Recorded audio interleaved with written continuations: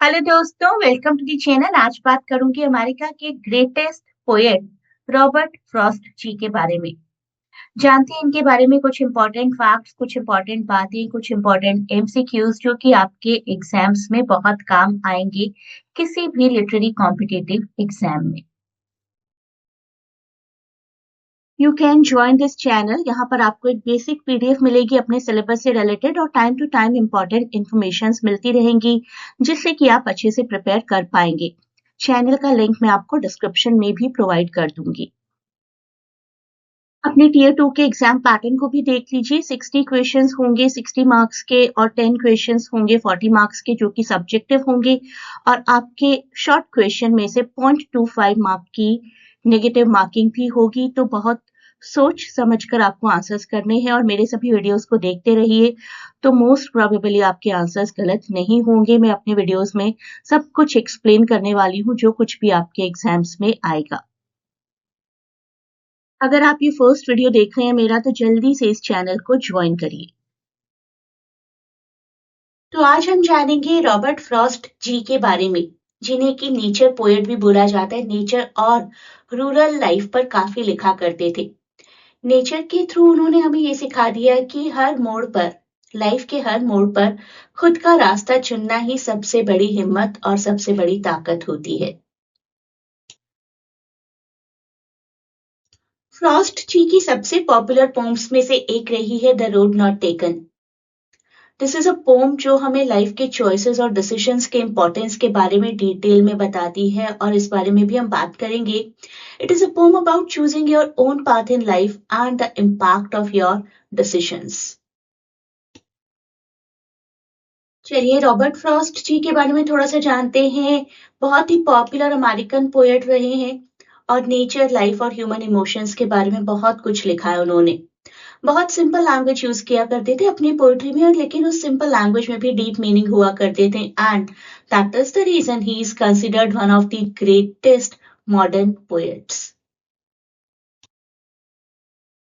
थोड़ी बात करेंगे इनकी एजुकेशन के बारे में और इनके करियर के बारे में। Career as a poet, Dartmouth college से उन्होंने पढ़ाई की थी, हार्वर्ड से भी, लेकिन अपनी डिग्री कंप्लीट नहीं कर पाए थे। He also worked as a farmer as well as a teacher, और सबसे इंपॉर्टेंट अचीवमेंट उनकी लाइफ की, 4 पुलिट्जर प्राइज उन्होंने जीते हैं। became very famous after publishing poems in England and America both. 4 बार इन्होंने पुलिट्जर प्राइज जीता, और 31 टाइम्स ये नॉमिनेट हुए थे नोबेल प्राइज के लिए।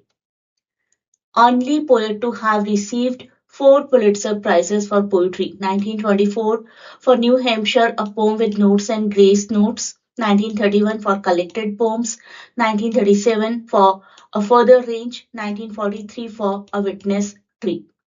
तो ये सारी बातें आपको याद रखनी है। कितनी बार वो पुलिट्जर प्राइज उन्होंने कितनी बार जीता है, कितनी बार नोबेल के लिए नॉमिनेट हुए हैं, लेकिन नोबेल उन्हें मिला नहीं है।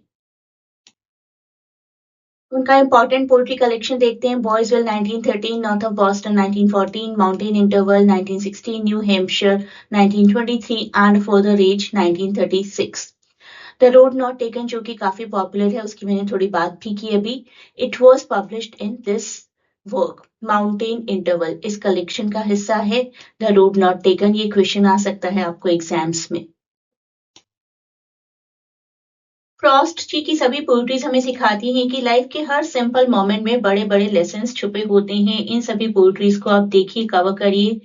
These are the years and name of the collection: Mending Wall, north of Boston में; The Road Not Taken, Mountain Interval; Fire and Ice, New Hampshire; Stopping by Woods Again, New Hampshire. सबसे पहले बात करेंगे mending wall की, जिसमें दिखाया गया है कि किस तरीके से बार बार 2 घरों के बीच वॉल को रिपेयर करने की जरूरत पड़ रही है, क्योंकि वॉल नहीं होगी तो हम कैसे कहेंगे कि ये मेरा एरिया है और वो तुम्हारा एरिया है। थीम ऑफ बाउंड्रीज और ह्यूमन रिलेशनशिप।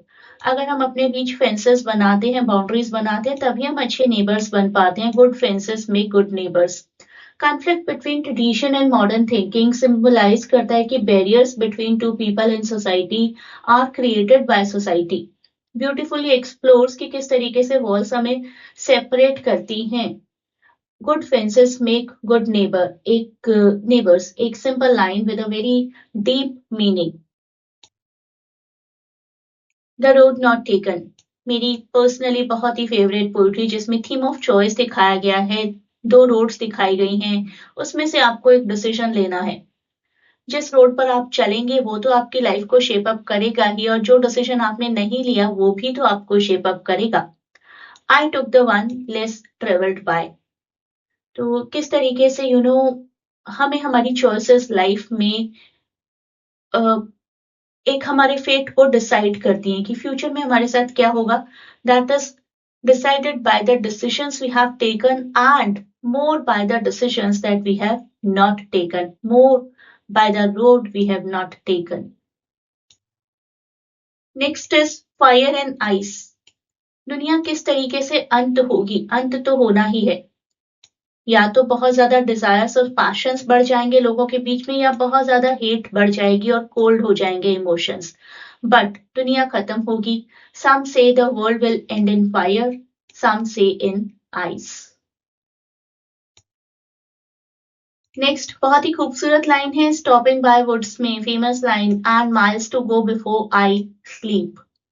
बहुत सारी जगह ऐसी होती हैं, बहुत सारे पड़ाव ऐसे आते हैं आपकी लाइफ में कि मन करता है वहां पर रुक जाएं। Not just natural scenic geographical beauty, और भी बहुत सारी ब्यूटीज होती हैं लाइफ में जहां आपका रुकने का मन करता है लेकिन आप नहीं रुक सकते क्योंकि और भी रिस्पॉन्सिबिलिटीज हैं आपकी लाइफ में।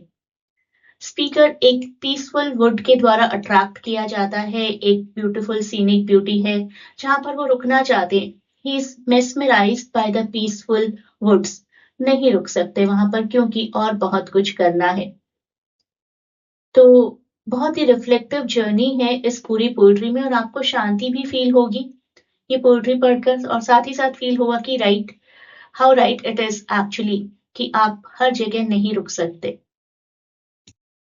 ये रॉबर्ट फ्रॉस्ट जी की टूम है जहां पर लिखा है I had a lover's quarrel with a world, उनका epitaph located on his gravestone in Bennington Vermont.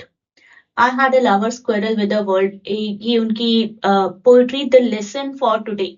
याद रखिए द लेसन फॉर टुडे, यहाँ पर मैंने आपको लिखकर भी दिया है, द लेसन फॉर टुडे से ली गई हैं ये लाइंस, और बहुत ही अफेक्शनेट और क्रिटिकल रिलेशनशिप शो करती है ये लाइन लाइफ के साथ।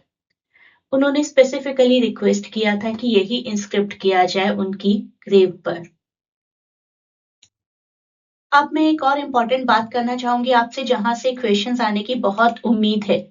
एक एंथोलॉजी की बात करूंगी, the Norton anthology of modern poetry, जो कि एक एंथोलॉजी है 2 वॉल्यूम्स की, edited by Jahan Ramazani, Richard Ellmann and Robert O'Clair, और काफी लार्ज एंथोलॉजी है, 1100 पेजेस हैं हर वॉल्यूम में, 2 ही वॉल्यूम्स है, दोनों वॉल्यूम्स में लगभग 1100 पेजेस हैं। Volume 1 about modern poetry and volume 2 about contemporary poetry. और एक और पोएट की बात करना चाहूंगी, एडविन रॉबिन्सन, जो कि काफी सिमिलर पोएट थे, रॉबर्ट फ्रॉस्ट जी की तरह ही लिखा करते थे। एडिटर्स रिचर्ड एलमैन और रॉबर्ट ऑक्लेयर ने इस एंथोलॉजी में कंपेयर किया है फ्रॉस्ट को विद एडविन ऑर्लिंगटन रॉबिन्सन क्योंकि दोनों ही राइटर्स न्यू इंग्लैंड की सेटिंग में लिखा करते थे, और फ्रॉस्ट की पोएट्री को उन्होंने डिस्क्राइब किया है less consciously literary than Robinson. Frost may have been influenced by the English-Irish writers Thomas Hardy and W.B. Yeats, according to both of these editors। ये छोटे छोटे फैक्ट्स आपको याद रखने हैं।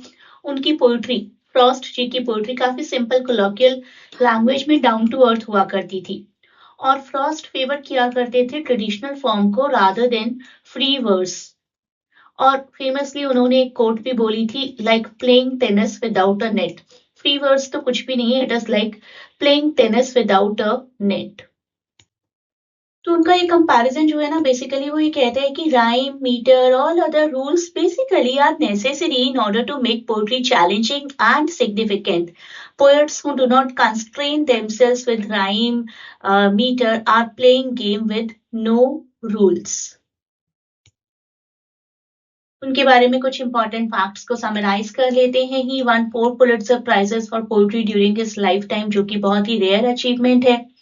He was also honored with Congressional Gold Medal in 1960 for his contribution to American culture. And despite spending some time in England early in his career, Frost is a renowned American poet जिनके तार जुड़े हैं new England के साथ। तो इससे related question भी आपको आ सकता है।